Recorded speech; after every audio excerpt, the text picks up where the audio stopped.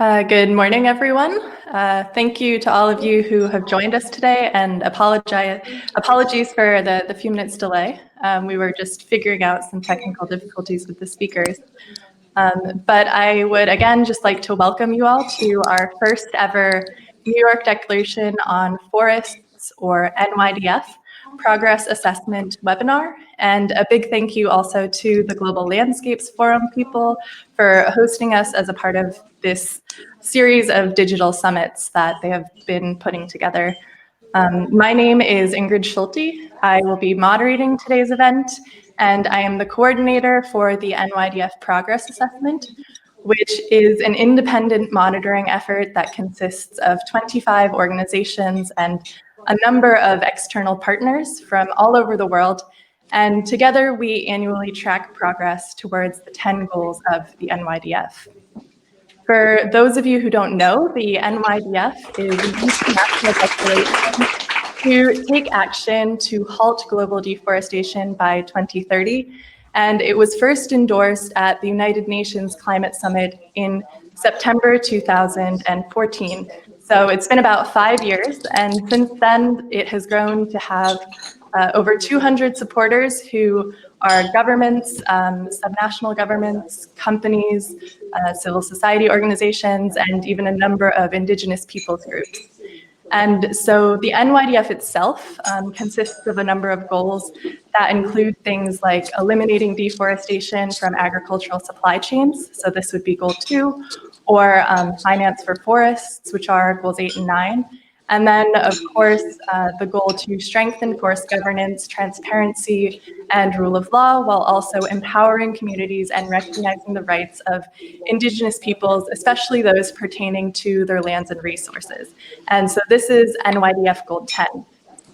And NYDF Goal 10 will be the context for today's webinar, which is called Secure Rights for Forest Futures, Closing the Implementation Gap in Forest Tenure Security. And we decided to do this webinar because we published an in-depth focus report on this goal last November. And the report highlighted a number of the challenges around securing rights for Indigenous peoples and local communities, which are also known as IPLCs, and I'll use this acronym throughout.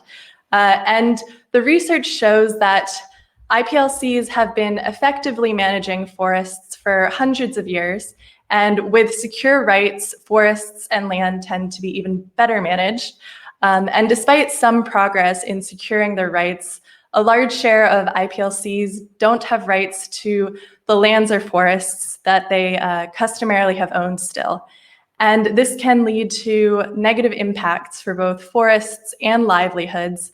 Often land is being taken from people, it's then used for commercial purposes and being degraded. And there are also a number of negative knock-on effects, most serious being violence and criminalization against communities that are trying to protect their lands and forests. And so this is a circle of events, and there's growing recognition that this can only be broken through stronger tenure security and empowerment. And so our discussion today would like to highlight research on these topics and gain some insights on these topics. And this is an area where, of course, there's some information, but obviously more work is needed. And so as a part of our report last year, we commissioned a few pieces of original research to fill some of these data gaps.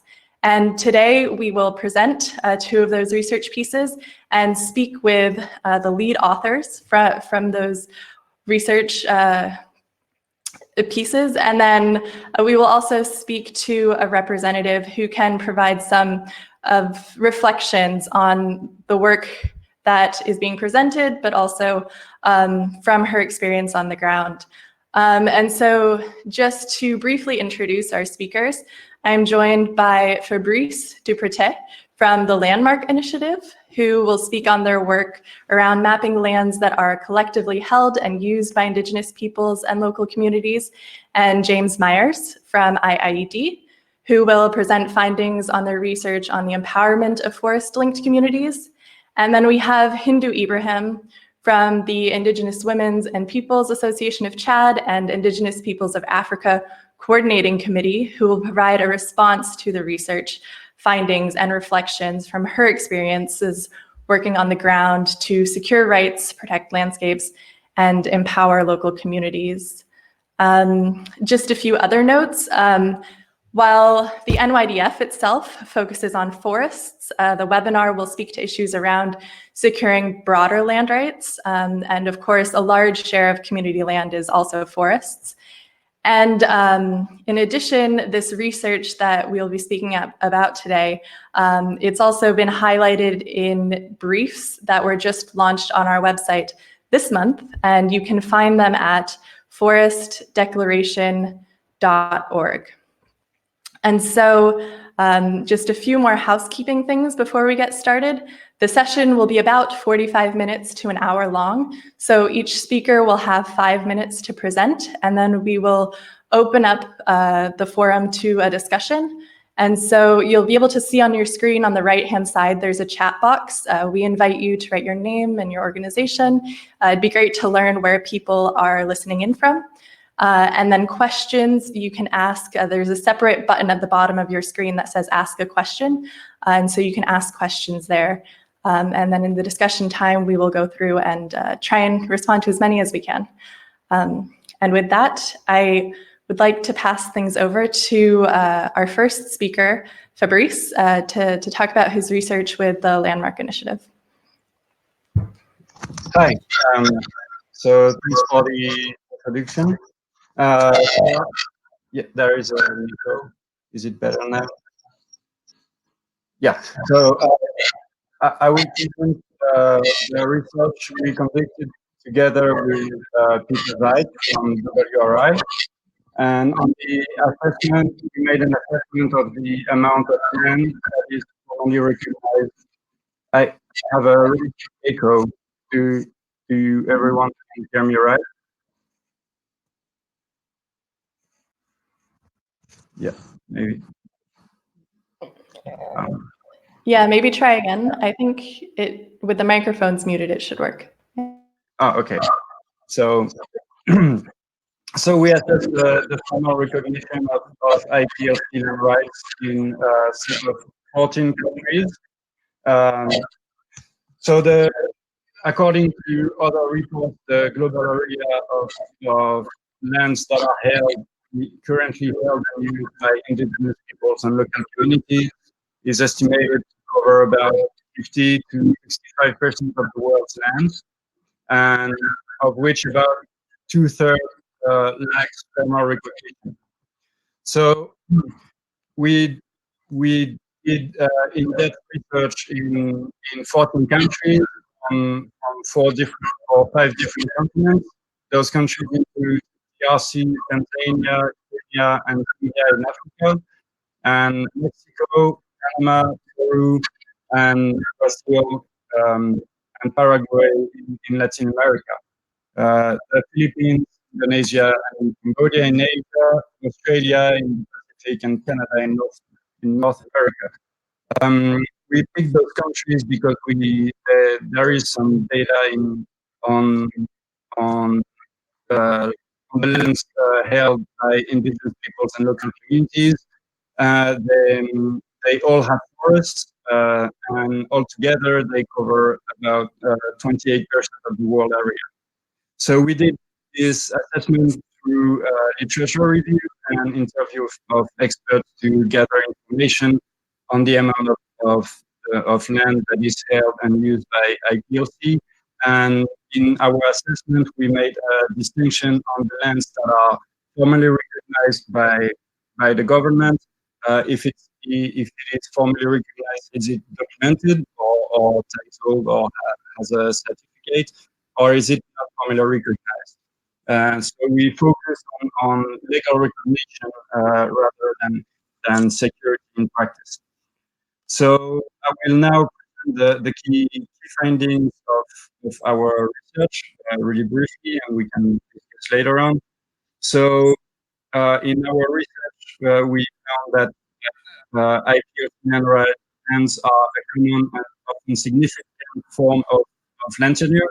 Across the 14 countries, there is 57% of the national areas that are currently occupied and used by IPLCs, which is consistent with the global estimate of 50 to 65% of the world's land being IPL lands. But still, there is some important variation across the countries we assess. For example, there is over 80% of DRC or Australia that are currently held, used, or claimed by indigenous peoples and local communities, while only 3% of Paraguay is currently held and used by IPLCs.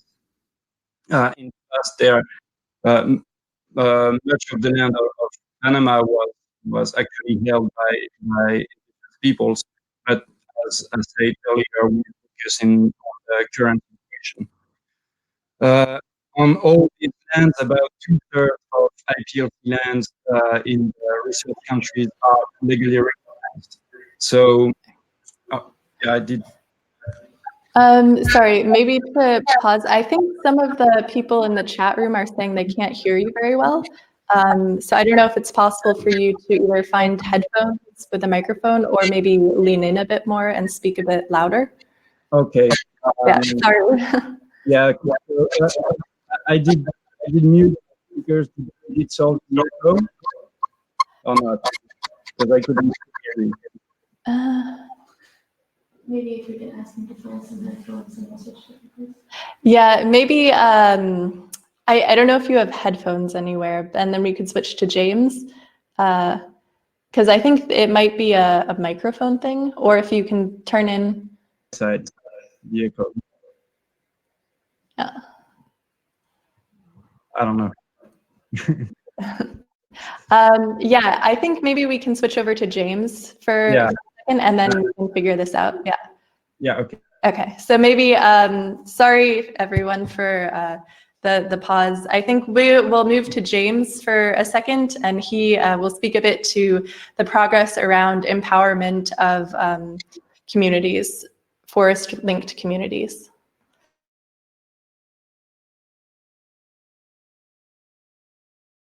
If you can hear me, all good. Okay, hi everybody, whatever time zone you're in, and I hope you're in a happy place. I'm in Scotland. I'm James Mayers from the International Institute for Environment and Development, IIED.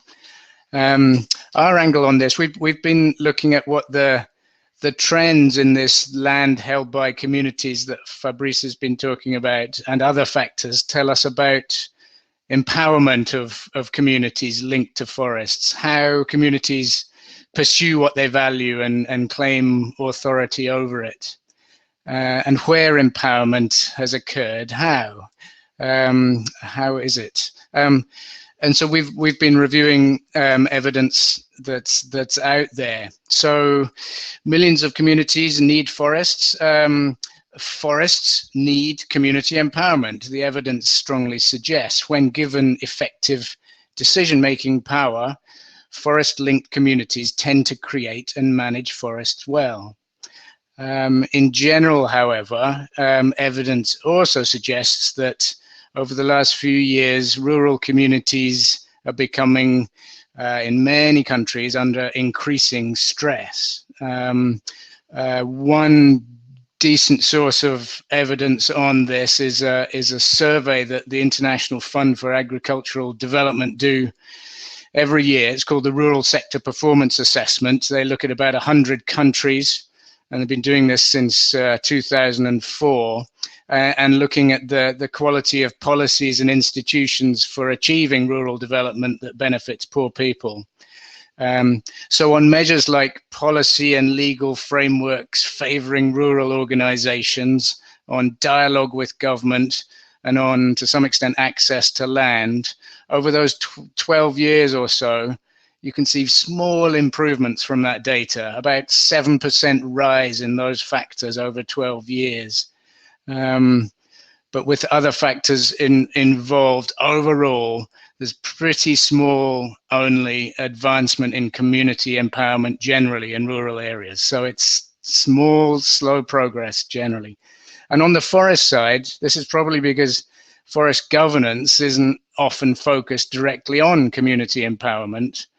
There may be efforts to improve community empowerment that are sparked by political changes, by reactions to investments that are being proposed, or through particular opportunities, maybe like through new programs like FLEG-T or RED+, that kind of thing. But with relatively few exceptions, maybe Nepal, maybe Guatemala, maybe one or two others, systems of forest governance have not been directly focused on community empowerment, and thus they're not giving concerted attention to the most effective approach to sustain both human livelihoods and the forests themselves. So as Fabrice was saying, rights are often not proactively enforced and often fail to protect communities from land grabbing and from violence by third parties. And there's a distinction too between land laws and their provision of equal rights between women and men. Often it's a much worse situation.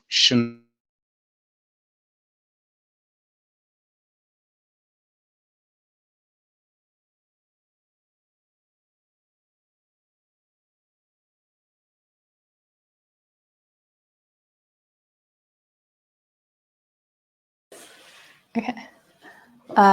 So I think James froze for a second. Maybe we'll just give him a few seconds to see if he can reconnect.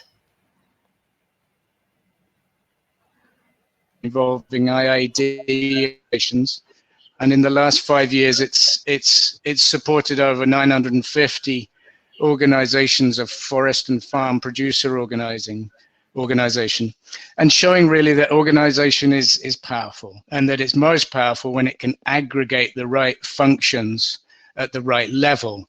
So in Kenya, for example, with support to peer-to-peer learning and exchange, training in market analysis and development of tree growing businesses in a couple of counties like Kipia and Nakuru, and on marketing structures at the county level, and on the strengthening a national federation called the Farm Forestry Smallholder Producers Association of Kenya.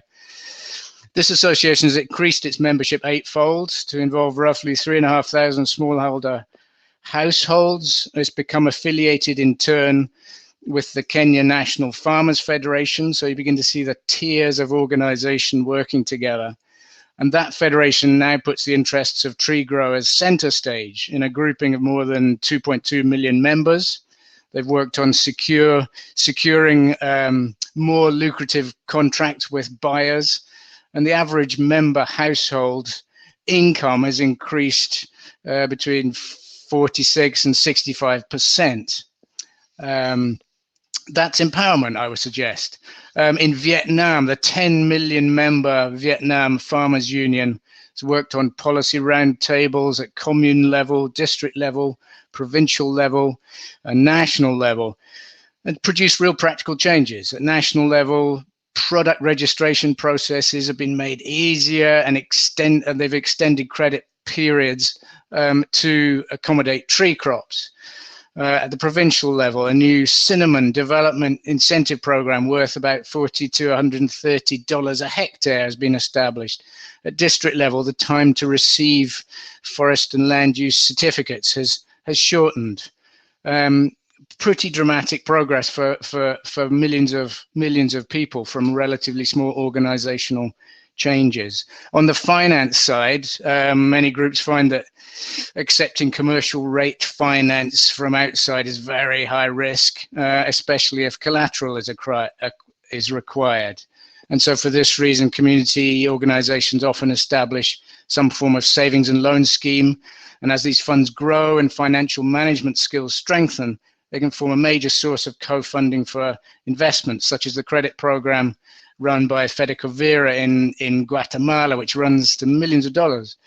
And this in turn reduces perceptions of risk for other financiers, such as value chain partners, microcredit agencies, banks, national funds, and climate or development funding from outside.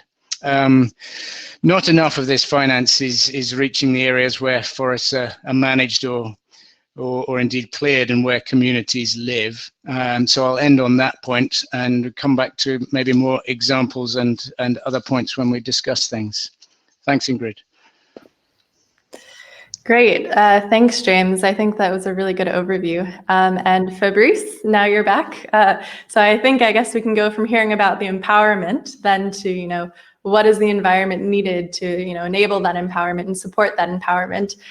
So maybe we can try again and give you a take two. Yeah. Is the sound any better now? I think it's a little bit better. I think it'll we'll know once you start talking a bit more. I'll stop you if it's unclear. Yeah. So get back where I stopped more or less to go quite fast and for questions and discussion. Stop me if the sound is bad, because although I have some, I still have a very bad. Yeah, I think it's still not very good. Maybe you can try leaning in further. I guess that might be the other thing to try. I could. Leaning in further towards your computer, would that work? Where the microphone is? So is it any better now? Not really. A tiny bit. Okay, so I'll talk low and cover the main point, which are that IPL plans are often a significant form of landholding across the countries we assess. Some of the countries have more than 80% of their natural lands that are held and used by IPLs, such as DRC and Australia, while other countries, such as Paraguay, only have 3% of their national territory currently held and used by IPLs. Of all lands, 2/3 are recognized by the government across the research countries. And again, there are important variations in the number. So, for example, in Tanzania, Kenya, and Zambia, all IPL lands are recognized by law through blanket laws. And in Paraguay or Mexico, over 90% of IPLC lands are titled and recognized, and while only a fraction of community lands in DRC is formally recognized by law, which is less than 0.1% of all community lands in that country. And on most of those legally recognized IPLC lands are documented and titled, which is often a part of the formal recognition process in many countries. Is the sound bad? Yeah, okay, so I'm so sorry. You're still very difficult to hear. So the Global Landscapes Forum, people are suggesting they try maybe one more thing. So maybe I would point us towards Hindu, and then we'll give you a take three. I'm so sorry. No worries.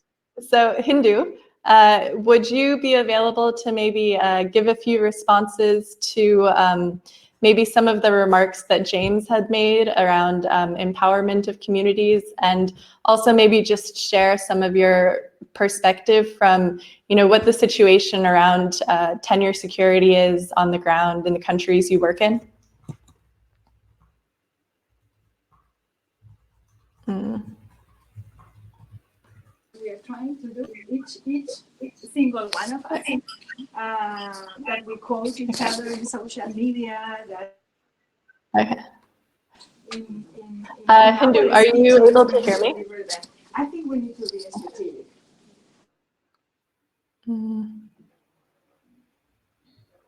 No? Okay.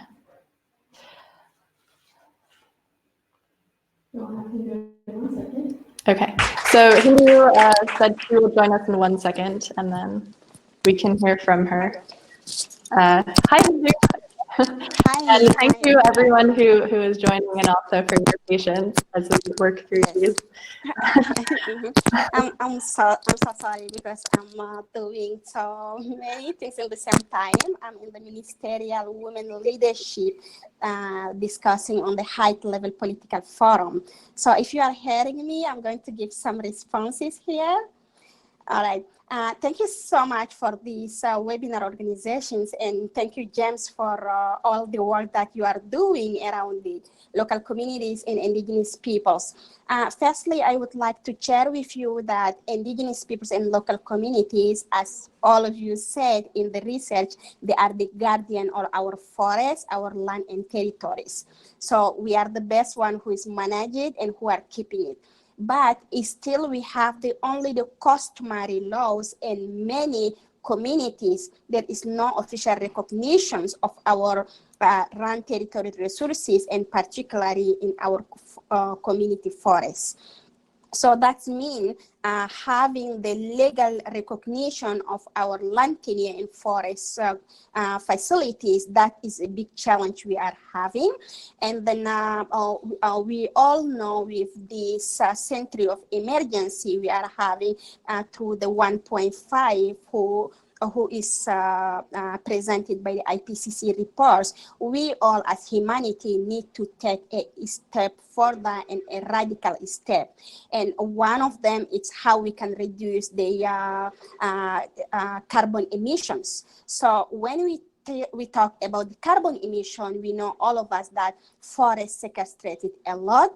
And then these forests who stay intact is the indigenous communities, forests, and the local communities. So how we can recognize empowerment of the indigenous communities, forests, and then by making it a legal recognitions, not only at the international level through the Paris Agreement we have, but at the national level. So we need a legislations who recognize the indigenous peoples as communities who are preserving the environment, and who can recognize the indigenous people rights and indigenous people's traditional knowledge. People used to victimize us, we are the front line of climate change. It's true, but when we see before industrialization, we were not vulnerable communities. So we become with the industrialization that are very vulnerable. So how the world can learn from our wisdom living in harmony with the nature? And in order to do so is recognition of indigenous peoples, recognition of our rights, and implementation of our free, prior, and informed consent through all the land tenures. And then to do it, we need a proper process to do it. And then the process has to include the indigenous peoples in the middle of all the decisions. So that means the full and effective participation of indigenous peoples through all the decision making, from the international level to the regional level and to the national level. I wanted to end my remark by the indigenous women and local women. Those groups play a big role on our protection of the nature, and particulars in our forest protections. But those ones, they do not have like land right or forest right recognized for indigenous women on the local women. So how the world can be very radical shifting, and the knowing that women is more than half of the world populations and playing a big role. So recognize the indigenous women who are protecting our nature is recognize the society who are working for our future. So that's the thing we have to do, and we have to do that in a very quick time. We have only 10 years to reduce the emissions, and we have to set up and change the narrative in these emergency ways of doing it. So if we say how and when we have to do it, I think they very near, we have a timeline, is the UNSG Climate Summit, September. September is about 2 months. So in 2 months, is it the countries are ready to take a radical shift and then ambitious decisions to say that we put our forests in the middles of all the decisions, and nature is our best for survival. So are they ready to do that? As indigenous peoples, we are ready to help. They have to be ready to help us. Yeah, thank you. I think those are all extremely important points, Hindu. And since I know you have to leave soon, I might just ask you a quick follow-up question. So you mentioned that, a lot needs to happen, not just in the next few years, but now in the next 2 months. And so I'm curious, from your perspective, what needs to happen concretely? What do you want to see coming out of the climate summit? And, moving forward, what would be most important from your perspective? So the most important for me to see now, the climate summit is give a timeline. By 2030, as the SG said, countries need to revise them, NDCs who can take them to at least 45% reduction of the emissions by 2030 in 10 years. And by 2050, world need to be a carbon neutral. But what is the role of indigenous peoples and local communities in 45% of reductions and carbon neutrality? So the one way we can tell them that what peoples call nature-based solution is the way of life of indigenous peoples. So they have the tools from us, how they can learn from indigenous people's way of life in harmony with the nature to come in carbon neutral by 2050. So then another thing is how they can double the actions. Actions, it's mean taking a project, a program from the policy change to the implementation at the community level and all the solutions that we have. We have the technology who allow us to move from the fossil fuel to the renewable energy. And then not grabbing the land of communities, but protecting the land of communities by the legislations and shifting them fossil fuels to renewable. And then second, we need a finance. We talk a lot about the climate finance, but where is the finance concretely and how are they doing? So they need to open the window for the direct access funding to the indigenous peoples and local communities, those who are implementing at the local level the concrete solutions who can take us to the 1.5 degree. So then for me, I can say also another thing, we already in 1.5 in Chad. I didn't study in my organization from 99 to now, it's already plus 1.15 degree. So how we can maintain this one in a very radical way to save the life of the peoples. So to do it, they have to absolutely put the peoples in the centers of the decisions and peoples who are in the rural areas, not taking the decision from top to down, but from down to top, and listening from us, listening from what is the priorities and what we are doing. And then when we come in September, at least people cannot come with the speeches and nice talks, but they can come with a plan, timeline, money for implementations, and including even the private sector.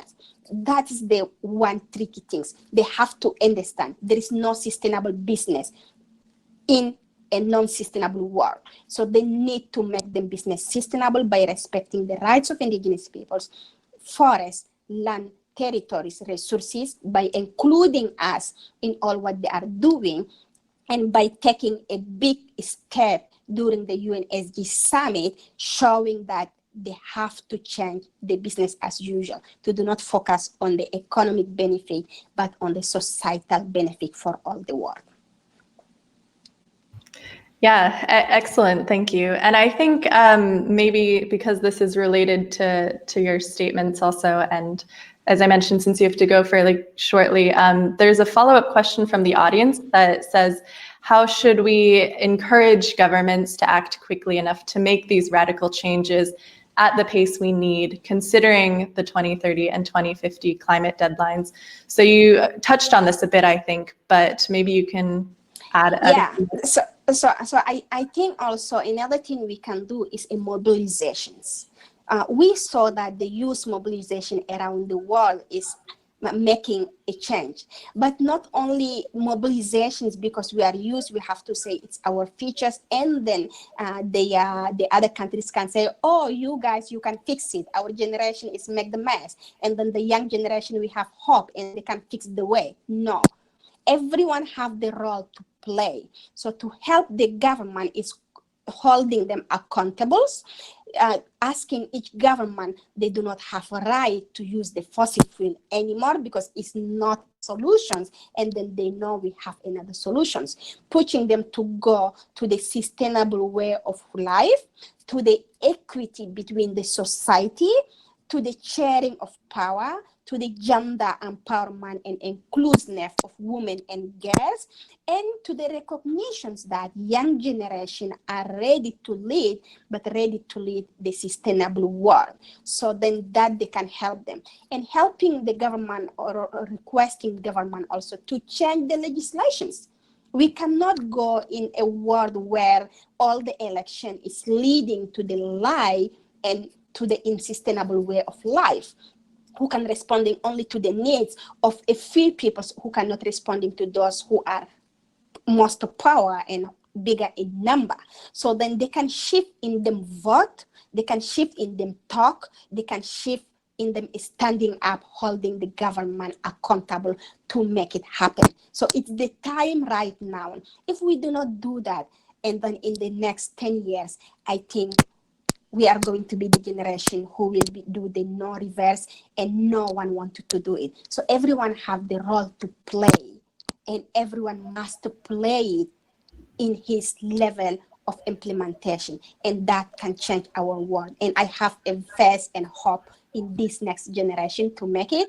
And that's why also allow it me please to say that the Global Landscape Forum, this is the forum who give the great examples of putting everybody in the same level, from communities to the business, to the ministers, to all the peoples, come together, share, and put your ideas in the sustainable and way forward to our world. So let us do that. Let's multiply that, and let us make action in the ground to those who need it.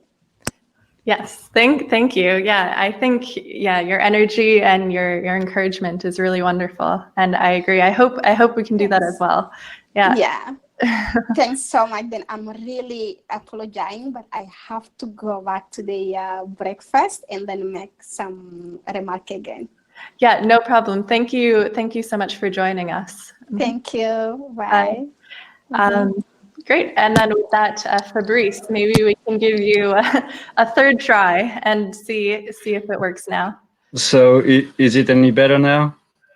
Much better, much better. Okay, great. So I'll wrap it up really quickly. Because I mean, we used already quite a bit of time, but from the different remarks and interventions we've heard, there is a strong emphasis on the importance on land tenure security and land rights. And so on the research we did with Peter Veit from WRI, we assessed the amount of lands. I mean, where are we in the IPLC land rights recognition in a set of 14 countries. So as I said, but I was hard to hear. Globally, there are estimates that IPLC lands may cover between 50 and 65% of the world's lands, and about 2/3 of these lands still lack legal recognition. So we deep dove into 14 countries. So I will not list them to save time, but they are on 5 continents: in Africa, in Latin America, and Pacific, and altogether they cover 25% of the world's lands. And so what we focused on is to identify to estimate the areas that in each country that is currently held and used by IPLCs, and how much of these lands are legally recognized, and if they are legally recognized, are they documented by a title or other sort of certificate, as title lands are often regarded as the most secure. So the key findings we had from that research is that IPLC lands are often a significant form of landholding in many countries, such as in DRC or Australia. They cover more than 80% of the national territory but there is variations across countries. For example, in Paraguay, it's only 3% of the national territory that is currently held and used by IPLCs. And on all those lands in the 14 countries we assessed, about 2/3 is currently formally recognized. So it's not. I mean, it's more than at the global level, because we picked those countries where we could find data, and we picked countries where there are legal provisions to recognize customary land rights. So again, there is important variations across countries. For example, in Tanzania, Kenya, Zambia, or the Philippines, all IPLC lands are formally recognized by law through blanket laws. And 90% of IPLC lands in Paraguay or Mexico are formally recognized and documented. And while only a fraction of community lands in DRC is formally recognized, it's less than 0.1% of all lands currently held by communities in that country. And most of these lands most of legally recognized lands are documented in the countries we assessed. Because in many cases, in Mexico, Panama, Peru, Australia, Canada, or Cambodia, the issuance of a title or a certificate is part of the formal recognition process. But on the other hand, in Zambia, for example, none of the IPLC lands is documented because there is no legal provision to do so, and the law recognizes customary land rights even if they're not titled. But in some countries, like the Philippines, Kenya, or Tanzania, IPLCs can still double lock their land rights by having by obtaining a formal document for their land rights, although it's not necessary for the formal recognition. So all in all, there is still 1/3 of IPLC lands that lacks formal recognition in the countries we assessed, and so but still progress is in securing community lands varies significantly across the countries we assessed. So as I said, most IPLC lands, if not all, are formally recognized by law in Tanzania, Kenya, Zambia, or the Philippines, Mexico, or Paraguay, while other countries lag behind, such as DRC, Indonesia, and Cambodia, where legal recognition only concerns at most 2.5% of lands currently held by IPLCs. And in between, there is Panama, Peru, Brazil, Australia, or Canada that still have to recognize 1/3 to half of their IPLC lands. So that's a way to, I mean, by the numbers, we try to track progress on the formal recognition of IPLC lands. And I would like to emphasize that we focused on legal provisions on the law, but not in practice. And in practice, there are many cases where although the lands are formally recognized, even titled, there may be conflicting laws or a lack of application that doesn't make them really secure. Yeah, great. And I think the last thing you mentioned is an important caveat. And also, I think from what I understand from the research you did, it's also a fairly small sample size too, right? 14 countries. So it only represents a small number of countries where, IPLC and everyone lives. But so with that, I'd actually like to ask you both, based on Hindu statements as well, there's clearly a lot of work. We can see incremental progress. There are some positive developments, but overall, there's a lot that still needs to be done in a short amount of time, and we shouldn't undersell that. And so from your perspective, and also, in relation to the work you do, where do you think we need to go from here? What do you think needs to be discussed at the summit and, moving forward over the next few years? On the topic of legal recognition? Mm-hmm. Yeah, legal recognition, IP rights. I think, one of the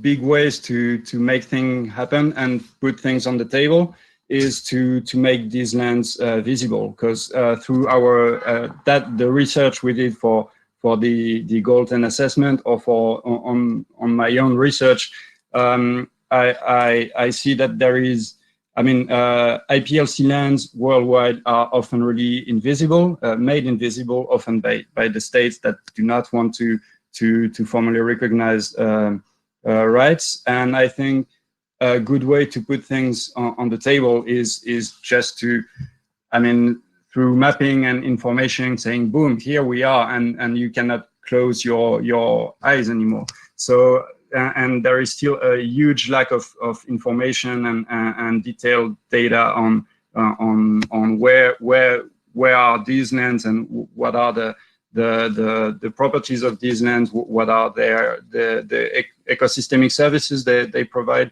So I think information, including geographic information, may be key in entering such negotiations. Yeah, and I think that would also probably play an important role in accountability as well, right? Which Hindu mentioned, and in holding people accountable. And James, do you have anything to add, or any comments from your side, also based on Hindu's remarks? I think you're muted, actually. I unmuted you. Go ahead. Are you getting me now? Thanks. I was cut off for a minute there.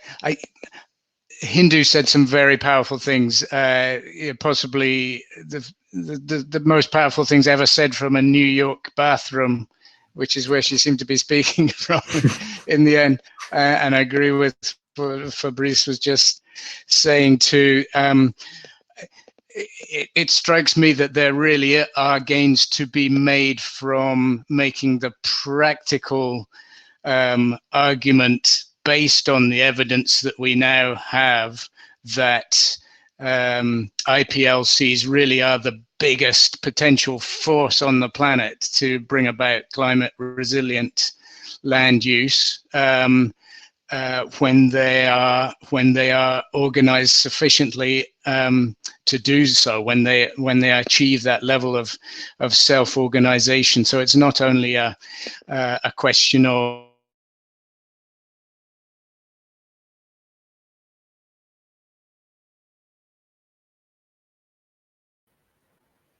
I think James froze again,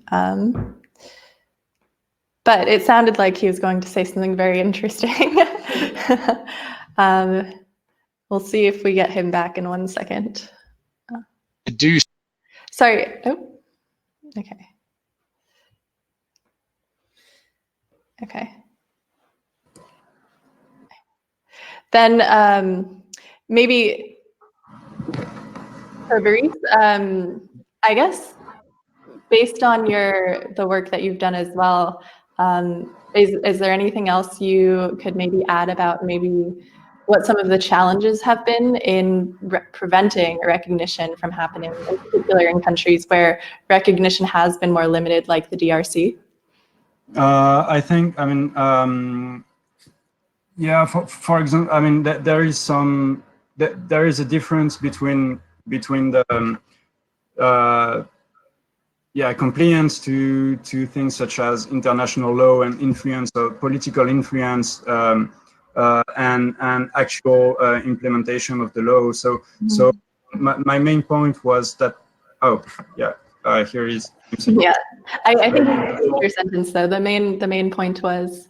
Yeah, because now, as James pointed, there is a growing body of evidence showing the importance of IPLC lands for environmental questions or many other things. But then now it's just for accountability. putting things on the map and showing where legal recognition lacks, where land grabs are happening, and that will help in triggering change and fighting the political reluctance to actually implement the law. Because what can be seen, for example, a good example to me is Cambodia. Cambodia adopted a new land law in 2001 to recognize indigenous lands and indigenous forests. But actually, they made there were no clear provisions on how to get a title until 2009, and still it is basically impossible to get a title for indigenous people without the help of NGOs or Right. and so that there is definitely a lack of political will to implement, and I guess Cambodia adopted that law through because of international pressure, or so between political will and actual change, that there is still a huge gap that can be filled by basically pointing where the issues are, where are these lands, the usual naming and shaming, I guess. Yeah, thanks. And so James, I'm sorry, we lost you right when it sounded like you were going to make a powerful statement. That was, I think it started with on the one hand or something like that, but maybe you can try and pick up where you left off. I'm not quite sure when I was cut off, but I was in full flow indeed. I was trying to emphasize that the practical potential for recognizing this world's biggest force for positive change, climate-wise, sustainability-wise, that IPLCs represent, when organization amongst them is possible, is that commercial rights are critical. The ability to use resources and the land, as well as just have it and hold it, is essential and often not given, and can be worked at in fairly practical ways, I think. And the ways in which effective organization is nested, is federated, so one level supports another level. I would say they're the two critical ingredients in addition to effective land holding that Fabrice has emphasized. And collectively, I think there's a huge gain to be had in pushing the need for recognizing this. It is simply not recognized with decent evidence in some policy arenas that matter right now, including the climate summit that Hindu was emphasizing happening soon. If we could just get a few more governments and indeed international processes to recognize this force as perhaps the primary one, at least when it comes to rural areas internationally, then perhaps forms of support would swing behind this in financial terms and in political terms. Yeah, great. I think those are also very valid points. And since we're almost at the 4 o'clock mark, well, here in Berlin at least, we received one more question, and I think maybe we can conclude on this question. So I can read it and maybe you can comment on it and then add any final thoughts you have. So the question is, my preliminary studies in the Western Ghats of India show that even with stronger tenures, it is not necessary that communities will work towards sustainable forest management. And this is because of market forces dictating the kind of agriculture they practice, aspirations for modern lifestyle, and a history of prolonged alienation from state-controlled forest tenure regimes. Could you comment on this? So basically, the research indicates that with stronger tenures, it's not necessary to work towards sustainable forest management. And do you have a response to that? I have a quick one, and firstly to say what a fascinating context the Western Ghats are. I know it a little, and thanks very much for the question. Yes, if the practical incentives to look after forests are not there, be it by a government, be it a government agency or a company or a community or a smallholder family, then it's not going to happen. So rights by themselves are not enough. Rights are sometimes best strengthened through practice, as we know, and practice is not always based on secure rights. Here we've got a situation where lifestyles, market and forces suggest that new ways are needed. I would suggest that there are forces in the Western Ghats, forces that are organized, who are keen to manage the forest there and have a lot of connections to communities. It's a question of getting the balance of these incentives right. I think it's possible, but very interesting work you're doing there, Roshni.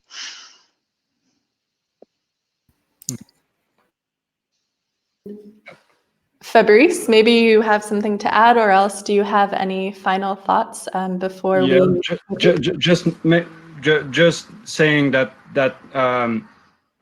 yeah, as James said, I think tenure security and formal recognition of land rights is a first step, and then there are other forces to take into account if the goal is to preserve the forest, because on the other hand, there is also the question of recognition of the right to self-determination by indigenous people, for example, as pointed in the declaration of the UN. If their will and self-determination will is to go to a modern lifestyle, who are we to say anything? So and there is also, yeah, as James said, the whole context of the country, the incentives of the policies towards one way or another to take into account. So yeah, land rights is not the only thing, but secure tenure is not the only thing, but it's the basis for at least empowerment and self-determination. Yeah, and I think that is an excellent note to end on. It's the basis for empowerment and self-determination. And so with that, I would like to thank Fabrice and James, of course, you both, for joining us. And if you haven't already, perhaps you could add your contact information in the chat box in case anyone would like to follow up with questions. And to everyone else who has joined us today, thank you for your participation, and yeah, happy to follow up as well. We will put our contact information in the chat box. If you're interested in reading more information, as I mentioned, the briefs are available on our website, which is forestdeclaration.org, as well as the full report on forest governance from last year, and our other work on the New York Declaration on Forests. Thank you. Thank you. Bye. Bye.